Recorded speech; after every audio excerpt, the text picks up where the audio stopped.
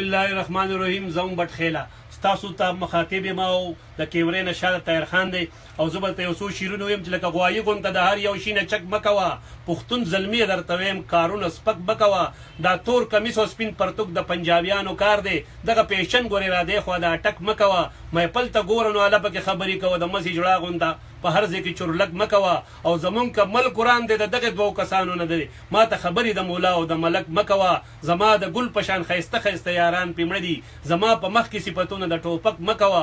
او رباب تی زر ځله بهتر دی د اجرې ښایست دی، ما اقبال جان سره په دغه کې نور ټک مه کوه. او زما یو کتاب دی پرتوګ په چینار، ډېر ملګري ما ته دا وایي چې دا پرتوګ په چینار دی ولې نوم کېښودی دی. نو ډېر ملګري ما ته ټلیفون کوي چې پرتوګ د ټیلینار پستن به دې چاپ کړی وي. ګرانو کتونکو د هغې خلاصه درته زه ویم، وی خفه شوم نن مې د یوې پیغلې لیدلی پرتوګ، خفه شوم نن مې د یوې پیغلې لیدلی پرتوګ، او لکه جورابه یې بدن پورې لیو کړی پرتوګ.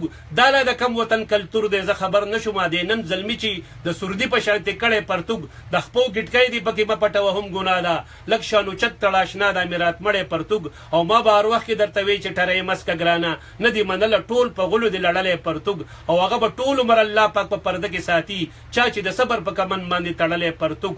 او هغه به ټول عمر عزت الله پاک په عزت کې ساتي، چا چې د صبر په کمن باندې تړلی پرتوګ. او چا چې د بل د بېعزتۍ کوشش دی کړی کله، هغه په خپلو په اوږو باندې راوړی پرتوګ. نو ما اقبال جان نه ګیلې مه کوه بې ننګه یاره، تا خو په خپله په چینار باندې خور کړی پرتوګ.